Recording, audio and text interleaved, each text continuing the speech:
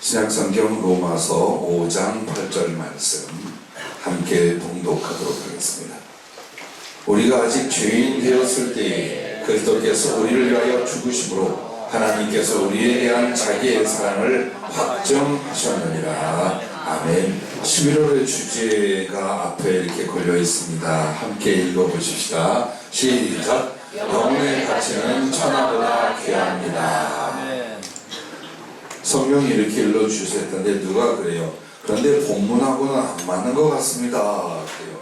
아니요. 자세히 읽어보세요. 지역인지 의역인지를 보시면 우리가 아직 죄인 되었을 때 그리스도께서 우리를 위하여 죽으심으로 하나님께서 우리에 대한 자기의 사랑을 확증하셨느니라. 하나님께서 그 아들 예수님을 저주의 십자가 내어 죽기까지 한 영혼 한 영혼을 사랑하시는데, 당연히 성경에 보면 천하보다 귀한 한 영혼이라는 말은 없어요. 찾아봐도 안 나와요. 그럼 왜 저 말을 쓰느냐? 하나님께서 이 하늘과 땅을 왜 지으셨어요? 왜 지으셨나요? 아담을 위하여, 아담의 또 후신인 바로 여러분을 위하여 지으셨어요. 그러니 당연히 집이 중요합니까? 집에 거하는 사람이 중요합니까? 옷이 중요합니까? 옷을 입고 있는 사람이 중요합니까?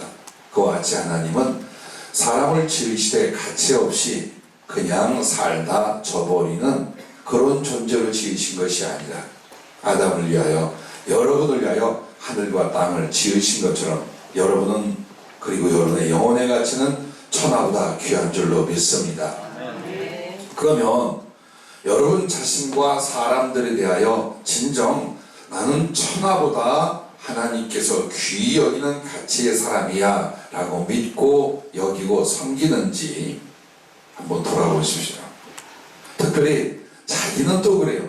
자기는 세상의 중심이고 누구보다도 귀한 왕같은 존재로 여기나 다른 사람들을 대할 때에 무시와 편견으로, 때로는 더 흉악하고 잔인한 짓으로 사람이 사람한테 대하기도 합니다. 왜 그럴까요? 사람의 영혼 그 가치를 모르기 때문입니다. 자, 그러면 성경을 통하여 첫째, 하나님께서 사람, 즉 영혼의 가치를 천하보다 귀히 여기시는 까닭이 있습니다. 왜 하나님은 사람, 그 영혼을 정말 천하보다, 만물보다 더 귀하게 여기시는가? 그 첫째가 하나님께서 친히 낳으셨기 때문입니다. 아마도 여러분이 정신적인 타격이 아니면 세상에서 가장 귀한 게 무엇이냐? 자기 자식입니다. 왜 그런지 모르겠어요. 내 안에서 10여 개월 자라난 내 살과 피이기 때문이에요. 또 그 갓난 것을 책임지고 사랑하고 그렇게 키우면서 모든 정성과 희망을 다 쏟은 대상이기 때문이 아닌가 생각합니다. 사람이 자기의 자식을 낳고 그렇게 귀히 여기고 사랑하고 자기의 모든 걸 다 바치면서도 아까워하지 않는 그 사람, 그것은 하나님이 우리를 향한 사랑인 줄로 믿습니다. 왜? 하나님도 여러분을 잉태했어요. 하나님도 여러분을 낳으셨어요. 그래서 하나님은 창조주, 나는 그 중에 수천만 가지 중에 하나의 피조물, 그렇지 않습니다. 나머지 모든 피조물은 바로 하나님의 친히 낳으신 자녀인 여러분을 위하여 존재 계획고 여러분을 위하여 예비하신 것임을 믿으시길 바랍니다. 아멘. 그래서 하나님께서 그 사랑하시는 바를 나타내고 그 사랑을 이루시기 위하여 자기를 똑배 닮은 자식을 낳았습니다. 그게 하나님의 형상대로 지어진 여러분입니다. 마음에 안 드시나요? 하나님의 형상대로 지으신 여러분입니다. 네. 자, 그래서 성경에 보면은요, 몸도 영혼도 하나님이 지으셨어요. 몸은 엄마 아빠 사이에서 우연히 어떻게 생겼고 영혼은 하나님 안에 있다가 나왔나 보다 하는데 성경은 그렇게 말하지 않아요. 여러분의 영혼은 하나님께서 아담에게 하듯이 그 코에 생기를 불어넣어 생명이 된지라. 이것은 여러분의 육체가 만들어지고 거기에 여러분의 영혼을 불어넣었는데, 불어넣었다는 건 그 상대방 속에 있는 걸 말하는 거예요. 그래서 불어넣었어요. 근데 그 불어넣은 그게 뭐냐? 바로 처음에는 성령과 사람의 영혼을 함께 불어넣었어요. 그러나 인간이 범죄한 뒤에 하나님의 영이 그들과 함께 하지 않는다라는 말씀이 있어요. 그처럼 그 뒤에는 영혼을 불어넣어줘요. 그래서 이 영혼은 하나님의 심장 안에 거하고 하나님의 보좌 안에 거하다가 이제 육체를 입을 때에 하나님께서 그 영을 넣어주십니다. 그래서 욥기 33장 4절에 보면 하나님의 영이 나를 지으셨고 전능자의 기운이 나를 살리시느니라, 이렇게 말씀을 해요. 또한 다윗은 시편 139편 13절부터 이렇게 말합니다. 자기 자신을 하나님이 어떻게 지으셨는가를 성령으로 정확히 보고 아는 이 고백에서 주께서 내 내장을 지으시며 나의 모태에서 나를 만드셨나이다. 내가 주께 감사하오면 나를 지으심이 심히 기묘하시리라. 주께서 하시는 일이 기이함을 내 영혼이 잘 아나이다. 내가 은밀한 데서 지음을 받고 땅의 깊은 곳에서 기이하게 지음을 받은 때에 나의 형체가 주의 앞에 숨겨지지 못하였나이다. 내 형질이 이루어지기 전에 주의 눈이 보셨으며 나를 위하여 정한 날이 하루도 되기 전에 주의 책에 다 기록이 되었나이다. 이 말씀은 우리는 신비하고 비밀한 존재예요. 그런데 우리가 정말 육체마저도 하나님이 지으셨고 그 영은 하나님의 사랑 안에서 당신이 낳아서 우리에게 넣어주셨다고 말이에요. 그리고 우리의 몸의 형상이 만들어지기 전에 이미 나에 관한 모든 하나님의 사랑과 계획이, 그리고 나의 앞날이 하나님의 책에 기록이 되어 있다. 우연한 존재가 아니라 이 말이에요. 대충 살다가 없어질 존재가 아니라 이 말이에요. 하나님은 이와 같은 어마어마한 당신의 사랑과 계획을 통하여 여러분을 지으셨고 여러분을 치 낳으신 여러분의 어머니요 여러분의 아버지가 되시는 줄로 믿으시기를 바랍니다. 그래서 성경에 보면은요, 유독 그 아버지나 어머니, 부모가 자식을 얼마나 기가 막히게 사랑하고 그 자식의 연약함과 아픔을 자기의 고통 이상으로 괴로워하고 그 자식을 사랑하고 환대하고 모든 소망과 꿈을 거기에 쏟는 그 사람들의 이야기가 많이 나와요. 왜 그럴까요? 하나님의 마음을 일러주는 거예요. 왜 사람이 자기 자식을 그리워하고 사랑한 이야기를 거룩한 하나님의 말씀 성경에 그렇게 자주 기록을 했느냐? 그걸 통해 뭘 알라는 거예요? 네 새끼가 귀하다? 아니요. 네 자식이 그렇게 사랑스럽고 생명을 대신할 만큼 네가 아끼는 것처럼 나도 너에게 그러하다. 너희를 향하여 그러하다. 그걸 말씀한 줄로 믿으시기 바랍니다. 아브라함이라 하는 믿음의 조상 이 사람에게는 아무것도 부족할 것이 없었어요. 물질적으로 건강, 장수, 사랑하는 아내, 그리고 존경받음과 여호와 하나님을 친히 만나서 교제하는 이 영적인 축복, 아무것도 부족한 것이 없어요. 그러나 그에게 하나님이 단 하나 결점이요 그리움을 남겨둔 게 자식이 없어요. 천만금이 있어도 자식이 없으면, 많은 사람의 사랑이 있어도 내 자식이 없으면 그 가슴이 채워지지 않는 것이 아마도 사람인 줄로 압니다. 그래서 하나님께서 그에게 100세에 되던 해 약속으로 말미암아 씨를 주셨으니 그가 바로 이삭입니다. 얼마나 이쁘고 얼마나 사랑스럽겠어요. 눈에 넣어도 아프지 않다라는 거짓말이 사실이에요. 눈에 넣었는데 왜 안 아파? 근데 그만큼 이쁜가 봐요. 자, 근데 그 자식을 하나님께서 12, 13세 소년 때에 나한테 바쳐라. 소나 양을 잡아서 바치듯이 네 자식 죽여서 나한테 바쳐라.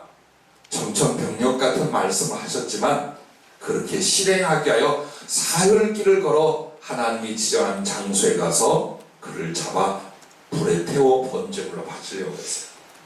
자, 그때 하나님이 이제야 네가 나를 진실로 사랑하고 교배한 줄 내가 알았다. 그러므로 나의 모든 축복의 약속을 너에게 반드시 이루리라 하셨어요. 하지만 아브라함이 걸어온 3일 동안 아무도 데리고 오지 않았어요.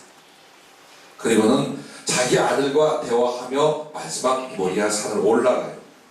그때 아브라함의 가슴 안에 이미 자기 자식은 자기가 죽인 자가 되어 있었어요.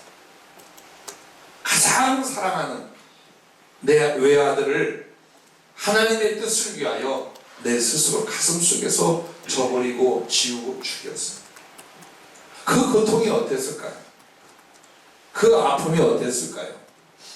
그러나 죽은 자 가운데서 살리신 것처럼 하나님께서는 그의 믿음을 테스트하고 그의 섬김을 받으시고 아들은 손대지 않고 돌려주셨어요. 그때 죽은 자 가운데서 살아나는 것 같은 내 자식을 바라보는 아브라함의 가슴이 또한 어땠겠어요? 자, 오늘 본문 말씀을 보면 우리가 아직 죄인 되었을 때에 그리스도께서 우리를 위하여 죽으심으로 하나님께서 우리에 대한 자기의 사랑을 확증하셨느니라. 예수님이 나를 사랑하여 자기의 목숨, 자기의 존재를 십자가의 저주와 지옥의 형벌 가운데 던지신 걸 알아요. 그러나 그 배우는 누구냐? 하나님 아버지라. 우리에게 당신이 친아버지라고 가르쳐주신 창조주 그 하나님의 마음인 거예요. 이삭을 하나님께 바치어 3일 동안 가슴에서 죽인 것처럼 우리 하나님은 당신의 유일하신 외아들 예수 그리스도를 죄 많고 흉악한 우리를 위하여 십자가에 내어 주실 때에 그 가슴이 어땠겠어요? 그 고통과 아픔을 왜 당하셨는가? 사랑하기 때문입니다. 얘들아, 이것이 내가 너를 사랑하는 가장 큰 증거란다 라고 하신 말씀이 오늘 로마서 5장 8절인 줄로 믿으시길 바랍니다. 못된 자식이 있어요. 왜 죽여도 시원치 않을 자식이 하나 있는데 다윗 왕의 아들 압살롬입니다. 이놈이 아버지에 대해서 반역을 품고 기었고 반역을 저질러요. 형제를 죽이기까지 한 녀석이에요. 그런데 이 압살롬 왕자가 반역을 도모할 때 다윗이 그를 쳐서 꺾지 않고 그냥 피난합니다. 맨발로. 자식과 싸우고 싶지 않고 자식을 죽일 수 없어 아버지가 왕위를 내려놓고 나갑니다. 이게 부모의 가슴이에요. 이 싸가지 없는 압살롬을 향하여 아버지는 그렇게 합니다. 그러나 하나님께서 그 반역을 꺾고 모든 것을 진압하실 때에 이제 이 압살롬이 죽을까봐 자기의 부하들에게 신신당부를 해요. 절대로 그가 예수 몸에 손을 대지 절대로 죽이지 마. 그러나 나뭇가지에 긴 머리가 걸려있는 것을 그의 부하들이 창으로 찔러 죽여버렸어요. 그리고 이 소식을 들었을 때에 반역이 진압된 것을 기뻐하고 또 그 충성된 자기의 부하들이 수고한 것에 대해서 살해를 하는 것이 아니라 망으로 올라갔어요. 자기 촌수로 들어갔어요. 그리고 거기서 얼마나 오열을 하고 통곡을 하는 거예요. 근데 뭐라고 우느냐? 내 아들 압살롬, 내 아들 압살롬아, 차라리 내가 너를 위하여 대신 죽어야 했을 것을 내 아들 압살롬, 이러고 울어요. 이게 아버지고 이게 어머니예요. 그 가슴을 우리에게 주신 분이 바로 하나님 아버지요 예수 그리스도라는 사실을 여러분 잊지 마십시오. 여러분이 인정을 안 해도, 여러분이 그 사랑을 몰라도 부모님이 일방적으로 어린 자식을 사랑하고 돌보듯 하나님도 그와 같다는 것을 잊지 마시기 바랍니다. 가장 결정적인 하이라이트는 하나님의 아들 예수님이 똑같은 사람의 몸을 입고 오시기 위하여 아버지는 없고 성령으로 잉태하여 마리아라 하는 여인 몸을 통해 태어났습니다. 하나님의 아들이든 구세주든 마리아에게 이는 누구요? 내 새끼, 내 아들이야. 근데 그에게 갓난아기 태어났을 때의 예언처럼 이제 많은 인간들의 죄악을 짊어지시고 모든 고통과 능력을 당하며 뼈에 살이 하나 남아있지 않도록 갈갈이 찢기시고 십자가에 달리며 산채로 지옥 형벌 받으실 상황이 왔어요. 그리고 그 지옥의 저주를 받는 십자가 밑에서 어머니 마리아는 그 그걸 지켜보고 있었어요. 어떤 마음이었을까요? 아마도 대신 죽고 싶었겠죠. 차라리 자기의 목숨을 내어주고 싶었겠죠. 그 모친 마리아와 주님의 관계를 우리에게 왜 보여주셨나요? 그게 하나님의 마음이에요.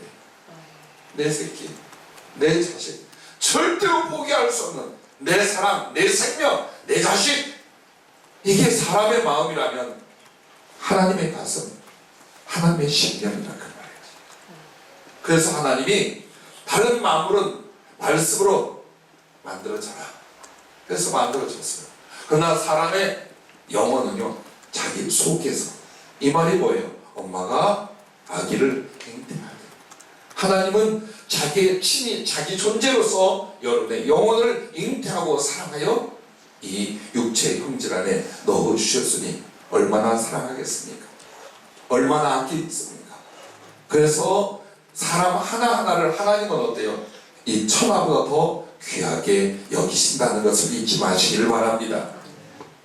두 번째는 왜 보잘것없는 우리를 그렇게도 귀하게 여기시는가? 하나님께서 대신 죽음을 주셨기 때문에. 아버지 하나님도 하나님이요, 성자 예수님도 하나님이신데, 바로 우리 하나님께서 이렇게 사랑하여 세상에 태어나게 한 존재들이 아담을 인하여 다 죄를 가지고 돼요. 한마디로 고통과 슬픔을 당하며 죽음에 이르게 되고 지옥에 던져지는 심판에 이르게 되는 것이 당신이 그렇게 사랑하고 불쌍히 여기는 사람들이라 이 말이에요. 살려야겠어요. 나는 주님과 같지는 않지만 주님의 가슴을 저희 홀로 된 모친에게서 경험을 했어요. 제가 병들어 죽어갈 때에 어머니는 다른 자식들과 6남매인데 제가 막내예요. 다른 자식들과 하나 의논 안 했어요. 도와달라고도 안 했어요. 있는 집, 가진 모든 걸 다 처분해서 깊은 산골짜 군부대 지역으로 장사하러 가셨어요. 조그만 식당을 샀어요. 왜? 당신이 손수 벌어서 우리나라가 안 되면 외국에 보내서라도 제가 척추를 다치고 사지가 제대로 쓸 수 없는 상태에 있을 때에 고치러 가셨어요. 60이 넘는 어머니는 막둥이 아들을 위하여 모든 걸 다시 시작했어요. 다 처분하고. 그런데도 고칠 수가 없고 낫질 않아요. 병든 몸이 낫지 않는 게 문제가 아니라 자꾸만 절망 가운데 자살을 시도했어요. 그 어머니의 가슴에 내가 저를 살리고 만약 살리지 못하고 죽는다면 같이 죽으리라 결심을 하셨대요. 그렇게 해서 극약을 준비해 놨었어요. 만약에 여차 막둥이 아들이 비참하게 죽으면 어머니도 그 약 먹고 따라 죽으려고 그걸 준비해 놨다가 제가 예수님을 만나 살아난 뒤에야 울면서 그 이야기를 하셔요. 이게 어머니와 아버지의 가슴이에요. 자, 그렇다면 우리 하나님은 이 죽고 지옥에 갈 자기 자녀들을 위하여 어떻게 하실 수 있나요? 친히 막 바꾸시고자 하는 거예요. 스스로는 절대 구원받고 살아날 수 없는 이 인간들을 위하여 모든 죄악을 뒤집어 쓸 깨끗하고 의로운 몸을 준비했는데 그게 바로 사랑하는 아들 예수님이 사람되어 이 땅이었지. 여러분 한 사람 한 사람을 대신하게 하여 우리 하나님께서는 어떻게 해요? 그 아들 예수 그리스도를 보내주셨어요. 그리고 우리 주님이 매를 맞으신 그 채찍질이며 침뱉음을 당하고 저주를 받으시며 십자가에 달려서 온몸이 찢기고 피를 쏟으시며 거기에서 산채로 지옥의 형벌을 당하신 이 모든 것들은 아버지가 허용하시는 율법의 심판이요 하나님의 진노를 행하는 것이었어요. 즉 마귀가 어떻고 사람이 어떻고 했지만 최종 결정을 한 건 누구냐? 성부 하나님께서 성자 예수님을 향하여 그 고통과 능력과 저주와 죽음을 당하도록 허락을 하셨어요. 그게 하나님의 법이기 때문에. 그래서 그 아들 예수님을 내어주시기까지 하나님의 사랑했고 예수님은 당연히 자기를 저 원수 마귀에게 내어주며 죽음에게 그리고 지옥에게 던져주기까지 여러분을 사랑하셨습니다. 당신은 한 몸으로 그 희생을 치름으로 저를 살릴 수가 있어요. 내 아들을 살릴 수가 있고요, 내 딸을 살릴 수 있어요. 그럼 얼마든지 죽겠다 이거예요. 그래서 하나님은 그냥 같이 죽음이 아니에요. 대신 죽음, 대신 삶을 위하여 예수님이 사람 되어 이 땅에 오셨고, 그 예수님 가슴에는 여러분 한 사람 한 사람이 새겨져 있음을 믿으시길 바랍니다. 오늘 여러분과 나에게 많은 일들이 필요하고 많은 것을 기도하고 있을 거예요. 그런데 감사는 어디에서 나오며 하나님의 사랑은 무엇으로 느낍니까? 어리석은 인생들은 이렇게 합니다. 내 현실 속에 뭐가 생기면, 하나님이 뭘 해줬다면 고마워하고 사랑이라 생각해요. 그리고 원하는 것이 바로 이루어지지 않으면 불퉁거리고 원망하고 낙심하고 비칩니다. 그러나 하나님은 천만 가지를 해줄 수 있어도 단 하나를 사랑이라고 말해요. 그게 바로 오늘 본문 말씀, 우리가 아직 죄인 되었을 때에 그리스도께서 우리를 위하여 죽으심으로 하나님께서 우리에게 대한 자기의 사랑을 확증하셨다. 그렇습니다. 어떤 것하고도 비교할 수 없는 것, 하나님이 죄인을 대신했어요. 그리스도 예수께서 나의 지옥을 대신해 주셨어요. 그런데 포기할까요?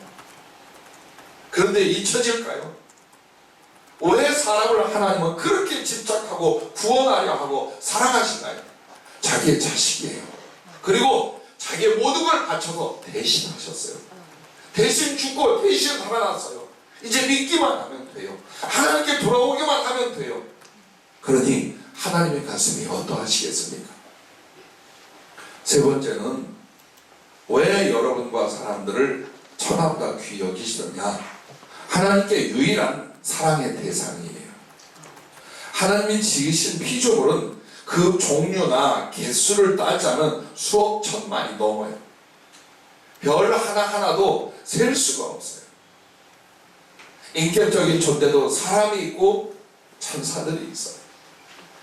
상상할 수 없이 많은 존재들이 있어요. 그러나 심지어는 자연 만물도 하나님의 사랑의 대상은 아니에요.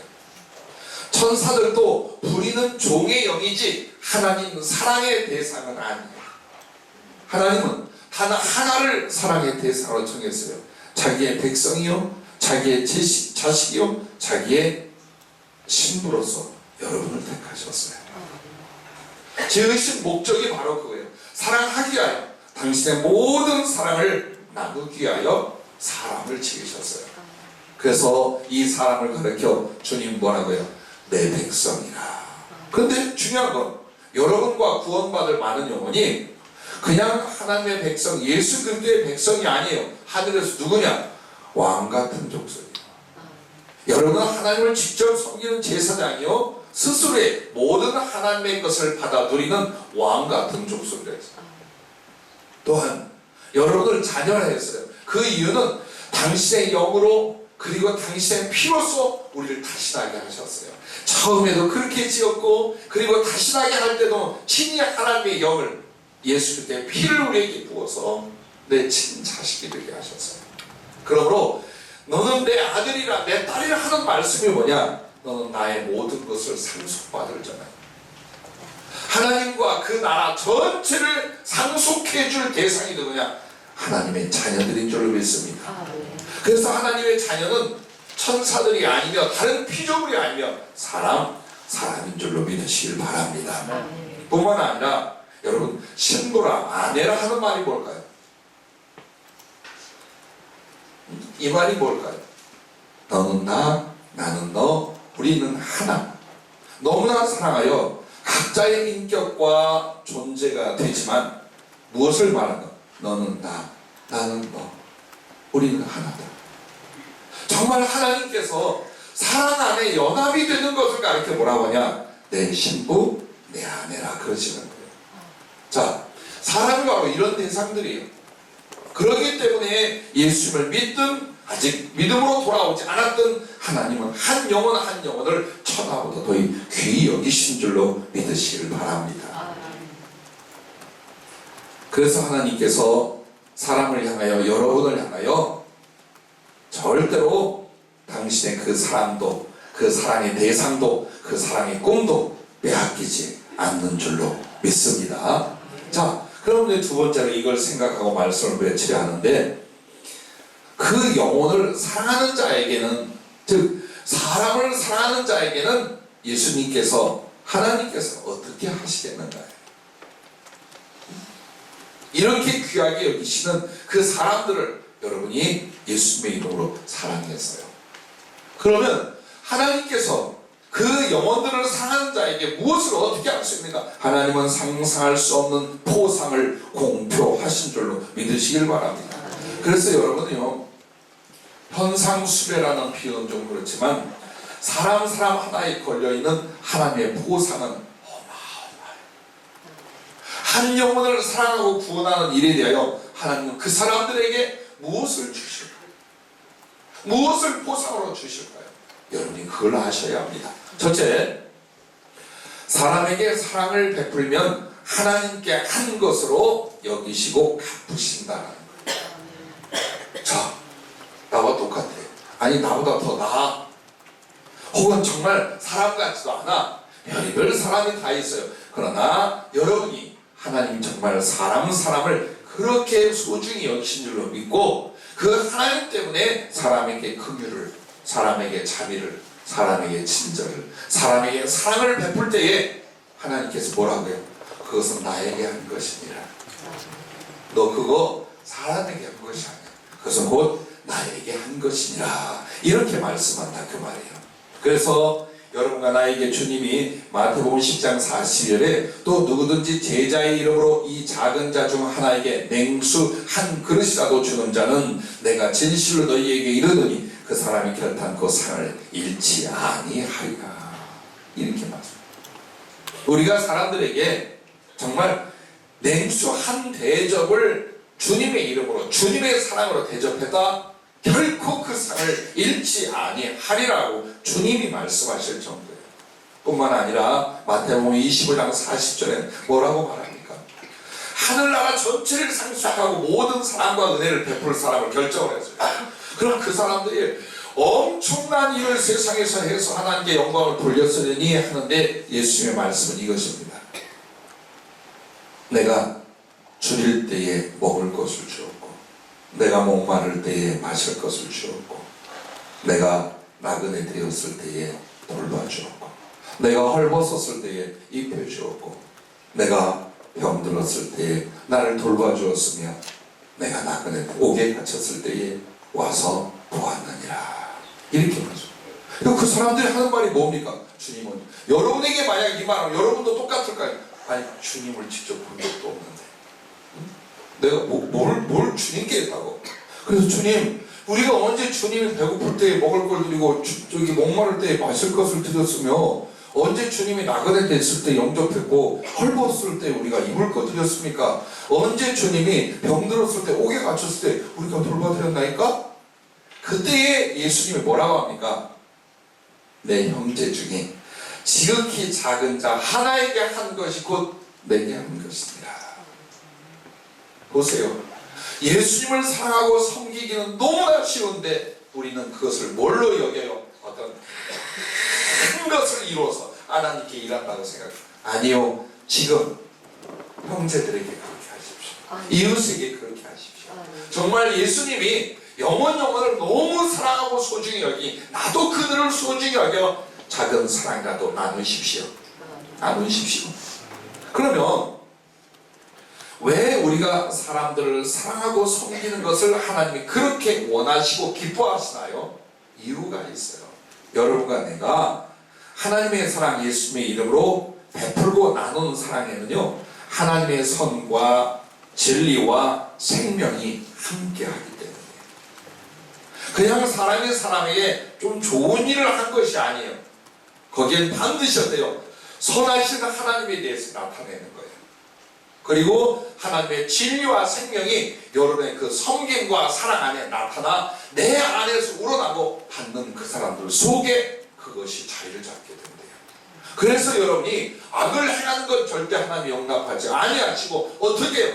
받은 바 하나님께 긍휼이 있으니까 남에게 긍휼을 베풀어요. 하나님의 사랑을 알았습니까? 그 사랑을 나누고, 하나님께 대접받았습니까? 그 대접을 나누고, 이렇게 할 때에 하나님의 선과 진리와 생명이 이 사람 속에 온전해지고 저 받는 사람 속에 나타나게 됩니다. 그래서 우리가 다른 영혼들을 뭘로 봐야 돼요? 내 이익과 손실의 가치로 보는 게 아니에요. 하나님이 귀히 여기시는, 하나님이 지극히 사랑하는 그 영혼의 가치로서 사람들을 귀중히 여기시기를 바랍니다. 두 번째는 사람을 구원하면 땅과 하늘의 모든 것을 주신다 라고 약속을 했습니다. 이제 여러분과 내가 다음 주 몇 달 동안, 어쩌면 1년 동안 전도하고 기도하며 사랑하는 이들을 초청하고자 했습니다. 그들에게 정말 예수님의 살아계신 사랑과 생명을 나누어줬으면 좋겠습니다. 아닐지라도 한 번의 예배, 한 번의 말씀 안에서라도 그들 속에 이 주님의 생명과 사랑의 씨가 자리를 잡았으면 좋겠습니다. 그걸 위하여 물질이나 우리의 수고나 땀이나 모든 걸 허비한다 해도 아깝지 않을 줄로 압니다. 어제 우리 이재성 목사님 그래요. 어느 한 사람이 전도를 했는데 전도지를 받고 교회를 나오겠다고 묻고 차편이랑 물어보고, 많은 전도지, 또 전도지를 전하기 위한 많은 수고가 있어 한 사람만 온다 하더라도 너무나 기쁘고 감사하지 않아요? 예, 그렇습니다. 그렇습니다. 단 한 명을 살리기 위해서 우리가 1년 동안 모든 노력과 수고를 해도 당연히 해야 합니다. 그런데 주님은 한 사람뿐만이 아닐 것입니다. 씨를 뿌리고 자라나게 하고 거둘 일이 여러분 바로 이런 사랑의 수고, 복음의 전도를 통해서 무수히 결실을 이루게 될 줄로 믿습니다. 자, 여러분이 이걸 이제 아셔야 돼요. 여러분과 나에게 우리가 영혼을 구원하는 일을 위하여 일어났어요. 부름을 받았어요. 이게 우리 몫에 대한 십자가라 이거예요. 그래서 모든 사랑과 노력과 수고를 통해서 사람을 예수 믿고 구원받게 해요. 여기에 하나님은 어떻게 하실까요? 어떻게 하실까요? 주님은 마가복음 10장 29절부터 30절을 통하여 그런 말씀을 해요. 현세에 있어 집과 형제와 자매와 어머니와 자식과 전토를 100배 내받되 박해를 경험하여 받고 내세의 영생을 받지 못할 자가 없느니라.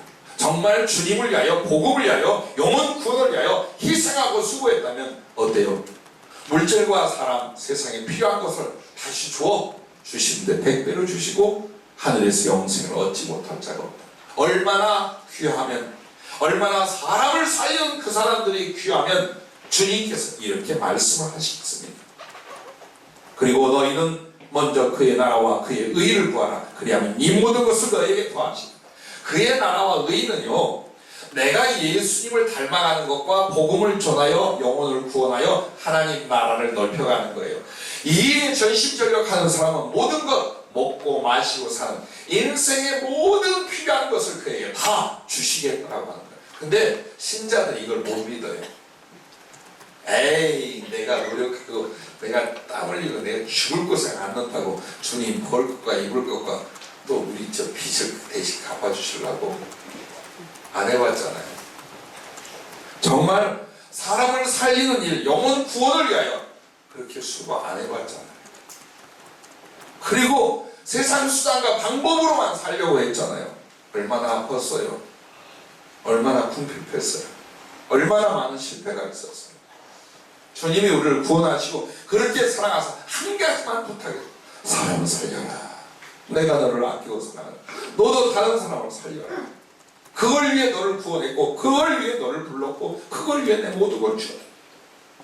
그러니 영혼 구원에 전력하는 사람들을 하나님께서 무엇이들 아끼겠습니까? 묵상을 하며 이걸 다시 성령께서 깨닫게 하시며 모세에게 그 어마어마한 권능을 왜 주셨습니까? 사람을 구원하고 살리라고. 요셉에게 그때 당시 세계 최고의 부국이요 강국이요 제국이었던 애굽의 왕의 실권자가 되게 만들었어요. 왜? 굶어 죽을 사람들을 살리라고. 아브라함에게 모든 물질과 금은보화를 다 주셨어요. 왜? 그 속에서 빠져난 사람들로 하나님의 믿음의 백성이 되게 하려고. 사람에게 하늘의 권능을 주시고 물질의 보기를 주시고 모든 걸 주시면 딱 하나요. 사람을 살려야 해요. 할렐루야. 그래서 여러분과 나에게도 당연히 소중한 영혼을 구원해야겠지만 하나님께서 어떻게 하십니까? 아무것도 아끼지 않으시고 영혼 구원을 위하여 자기를 드린 자들에게 모든 걸 다 주실 것을 믿으시기 바랍니다. 그래서 예수님이 마태복음 28장 28절에 하늘과 땅의 모든 권세를 내게 주셨으니 당신이 받은 걸 말합니다. 왜 주셨어요? 아버지께서. 그 다음 9절이 나아가 복음 전하고 믿고 가르쳐 세례받고 하나님의 사람 되게 하는 그 일 때문에. 그럼 똑같이 우리에게도 주님께서 하늘과 땅의 권세를 주실 거예요. 왜? 사람을 구원하라. 그래 주시는 거예요. 그러므로 여러분과 내가 정말 하나님 앞에서 받기 위하여 마땅히 내가 구원받은 것처럼 영혼을 구원하는 삶을 산다면 하늘과 땅 모든 것을 하나님께서 그에게 주실 줄로 믿습니다. 마지막 세 번째는 사람으로 하나님을 사랑하게 한다면 하나님의 보좌를 주시겠다라고 하셨습니다. 자, 어느 한 사람이 사랑을 받고 복음을 듣고 구원을 받았어요. 그리고 이 사람이 이제 하나님을 경외하고 예수 그리스도를 사랑하는 사람으로 양육 성장할 수 있도록 도왔어요. 이렇게 하는 사람들에게 하나님은 어떻게 할 것이냐? 하나님의 보좌를 친히 주시겠다라고 하셨습니다. 그러므로 여러분 보세요. 참 아름다운 말씀이 빌립보서 2장 6절부터 11절 말씀에 나와요. 예수님이 아버지 하나님의 영광을 돌리게 하여, 즉 아버지께 더 큰 사랑을 드리게 하여 어떻게 했는가가 나오는데, 그는 근본 하나님의 본체시나 하나님과 동등됨을 취할 것으로 여기지 아니하시고 오히려 자기를 비워 종의 형체를 가지사 사람들과 같이 되셨고 사람의 모양으로 나타나사 자기를 낮추시고 죽기까지 복종하셨으니 곧 십자가에 죽으심이라. 이러므로 하나님이 그를 지극히 높여 모든 이름 위에 뛰어난 이름을 주사 하늘에 있는 자들과 땅에 있는 자들과 땅 아래에 있는 자들로 모두 무릎을 예수의 이름에 꿇게 하시고 모든 입으로 예수 그리스도를 주라 하시나여 하나님 아버지께 영광을 돌리게 하셨느니라. 바로 이 부분이에요. 즉 예수 그리스도 나 하나만을 위한 사랑이 아니에요. 아버지를 위한 사랑을 위하여 한 사람 또 한 사람을 구원하며 자기를 대신하여 아버지를 섬기고 사랑할 수 있도록 그렇게 했어요. 그래서 여러분과 나의 기도도 이거예요. 주님, 우리가 복음을 전하고 영혼을 구원하며 또 그들로 정말 주님을 사랑하게 하늘에 있는 자들과 땅 위에 있는 자들과 땅 아래에 있는 자들이 우리 예수 이름 앞에 무릎을 꿇고 주라 시인하여 아버지께 영광을 돌리게 하옵소서. 그게 여러분과 나의 기도와 삶의 중심이 되어야 돼요. 즉 나 하나의 사랑으로 너무 부족해. 하나님의 사랑을 받으시고 영광을 받는 건 나 하나의 사랑으로 부족해. 그래서 육적 사랑 어때요? 당신은 나, 나는 당신, 우리끼리만이야. 사랑은 이렇게 해야 돼, 이거예요. 그러나 하나님을 사랑하는 사랑, 하나님이 우리를 사랑하는 사랑 어때요? 더 많을수록 더 많은 사랑을 사랑을 줘요. 그래서 여러분 안에 이 소원이 일어나야 돼요. 나의 이 짧은 인생을 통해 우리 주님을 더 사랑하는 사람들을 세우자. 나보다 더 예수님을 사랑하고 하나님을 공경하는 이런 사람들을 세우자. 그래서 기도하고 그래서 사랑하고 그래서 가르치고 그래서 희생하고 뒷바른 뒤에서 나보다 예수님을 더 사랑하는 사람들을 세워나가는 일. 이게 여러분과 내가 마지막 가야 할 길이에요. 이 교회가 마땅히 해야 할 일이라는 것을 잊지 마시길 바랍니다. 그렇다면 주님이 어떻게 하는가? 기꺼이 당신과 당신의 보좌를 내어주신다. 하늘 셋째 하나 하나님 보좌에 그 둘러앉은 24장로들은 상징이며 실제예요.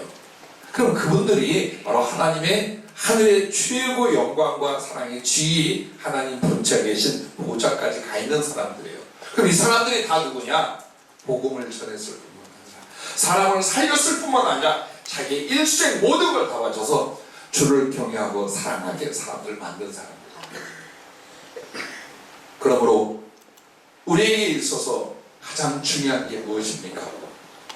여러분 자신이며 나와 같은 또 다른 사람들입니다.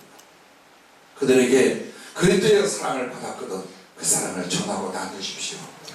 내가 복음으로 구원을 받았거든 어떤 희생을 치러서라도 사람을 살리십시오. 죽어가는 영혼들을 살려내십시오. 그리고 여러분 까닭에 구원받은 영혼들이 있다면 그들로 하여금 적당히 살게 하지 말고 하나님을 경외하고 예수님을 더 사랑하게 하는 바로 그 삶을 위하여 모든 사랑과 관심과 양육을 기꺼이 감당하십시오. 그리고 주님 앞에 갈 때에 아무것도 바라지 말고 예수님만 요구하십시오. 왜? 예수님께서 나타나부터 했으면 주님 보좌에도 같이 있을 거예요. 오늘 우리에게 주신 이 소중한 기회들이 바로 이 영혼에 갇힌 천하보다 귀합니다. 이것을 알게도 하고 또 이것을 이루게도 하실 은총인 줄로 믿습니다.